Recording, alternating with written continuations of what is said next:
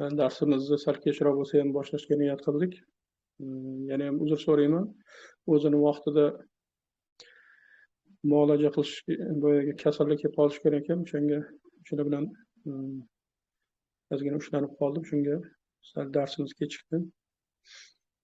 O'shanga o'tgan darslar bo'yicha kimda qanaqa savollar bo'lsa, o'shalar to'g'risida yana ham ma'lumotlarni yana ham mujassam qilib keyingi darsga o'tsak maqsadga muvofiq bo'lardi.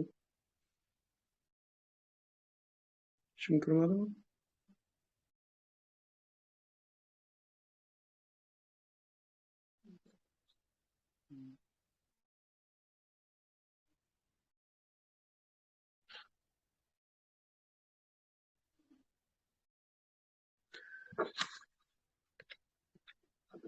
Savollar bo'lsa beriladi. O'sha darslar bo'yicha ham boshqa savollar bo'ladigan bo'lsa o'shalarga ham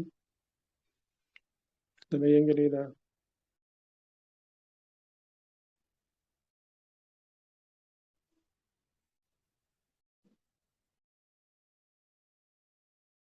Assalomu alaykum va rahmatullohi va barakatuh.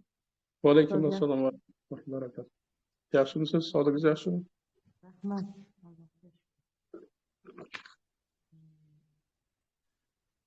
Nima yangiliklar? Kasallar bo'yicha yana bir savolim bor edi. Sal qattiqroq gapirsangiz, anaqa past eshityapti. Ha, unda hozir naushnikimni olyapman.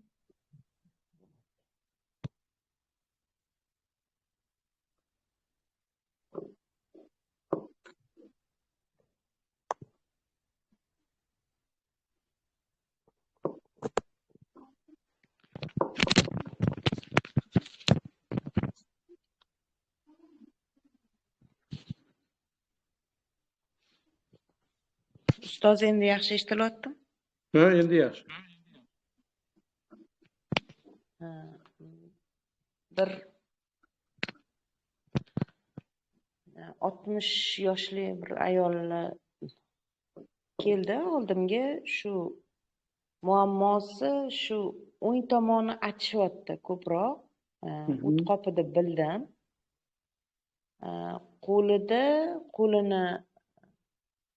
Qo'lida avval shu gogir cho'pida tekshirdim.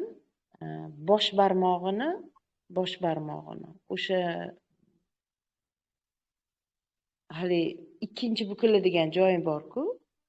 O'sha joyi, aynan o'sha joyida kuchli